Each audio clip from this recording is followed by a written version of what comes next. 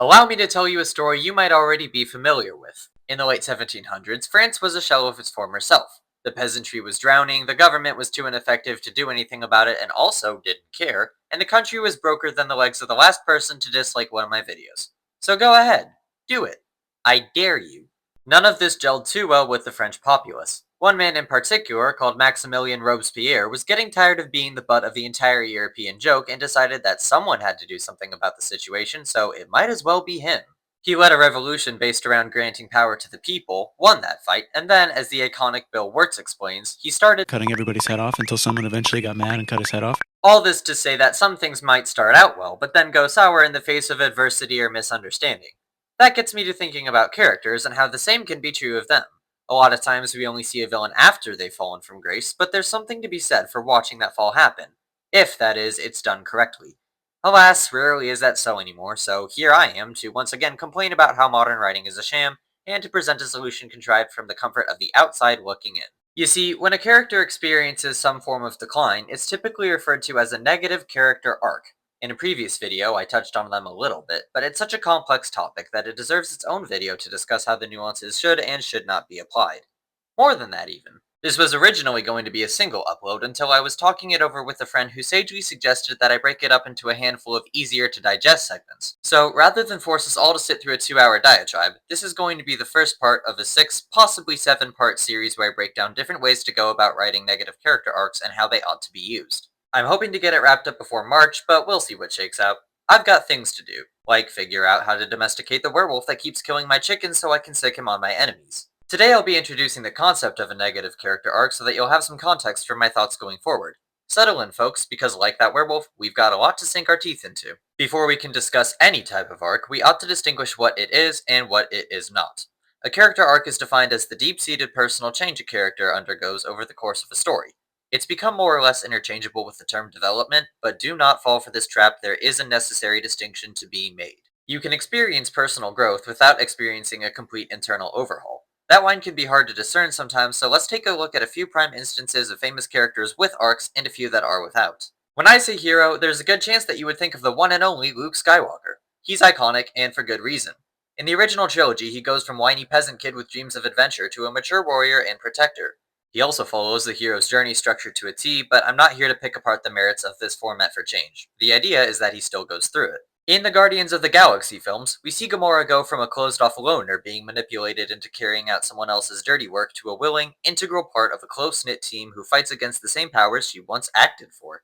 However, unlike our Jedi, she maintains plenty of her personal traits which add a fresh new layer to the group's dynamic. Prince Zuko from Avatar The Last Airbender might be the modern poster child for the redemption arc. He transforms from a single-minded hunter of the Avatar in the name of reclaiming a non-existent honor who is desperate for his father's approval, to a servant of things beyond himself, confident in who he has become with or without Ozai's support. Do you see how each of these individuals is a fundamentally different person from who they were at the start of the story? That is what an arc looks like. Each of these fictitious worlds can also show us what a character on the other side of the aisle can be. Mace Windu, despite only appearing in 2 movies and a handful of TV episodes, has a profound impact on the story of Star Wars. He plays a big role in driving Anakin's transformation, but he himself doesn't change. His beliefs and methods stay the same until the day he allegedly dies. At first glance, it may appear that Thanos experiences an arc following Infinity War, but what has changed about him after achieving his goal? He doesn't feel regret or really much of anything. Even when the heroes go back in time pre-Infinity War, Thanos just decides to double down on his plan. So this ain't an arc. I just know I'm going to ruffle some feathers with this next one, but try to hear me out, okay? Everybody's favorite uncle, Iroh, has no arc. Is he still a great character? Of course, but please, tell me how he changes on a deep, real level.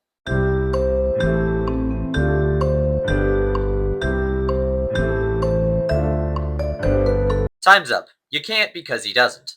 But expert you hectic Harper, he abandons the Fire Nation and his birthright to rule it. Well, yes, but actually no. He ditches the Fire Nation because Zuko does, and he goes wherever his nephew takes him. You are correct in that he did accept his right to be Fire Lord was taken from him, but that happened well before the events of ATLA. An arc has to occur in the story for it to count. Hopefully you now see what qualifies as an arc, but we're not done yet. We still must consider types of arcs. A positive arc takes a character on a path to correct some flaw, improve on some weakness, or shift some wrong belief into a right one. A negative arc does the exact opposite.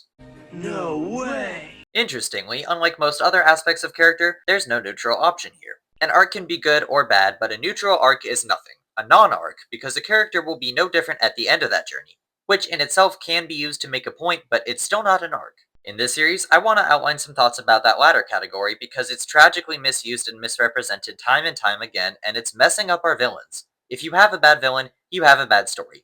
Who wants that? Not me, not your audience, and presumably not you. So take notes. There are countless videos and essays and books on how to illustrate a negative character arc using foils, mirrors, offering choices, and so on. I'm not going to bog you down with all that. All I'm going to do is lay out a few paths for negative character arcs with examples both good and bad, as well as what greater purposes they can serve in a story so that you can decide which, if any, are actually necessary for the story you want to tell. Let me make one all-important caveat here. It absolutely must fit with the established progression and history of the character. If you try to force a negative arc, it will go over about as well as taking a prohibition petition to a bar on Super Bowl Sunday. You'll find tips for how to get this right in future videos where I'll be going over 3 types of negative arcs: the downward spiral, tunnel vision, and drinking the Kool-Aid. As of the time of this video's release, I've already done a large portion of the writing for the rest of the series, and I'm hoping to wrap it up soon. Like I say though, werewolf training. But it will be done. All you have to do is sit back and enjoy the breakdowns. The last thing I want to clarify before cutting this prelude off is that negative character arc is neither an appropriate term nor an excuse for character development that is lacking, disjointed, or insert other disagreeable adjective here. That's a fault of lazy writing and should be recognized as such. John Walker from Falcon and the Winter Soldier was not an accurate depiction of a damaged man losing his grip as a result of experimental serum, but a cautionary tale against shoehorning in a rapid decline to help out your plot.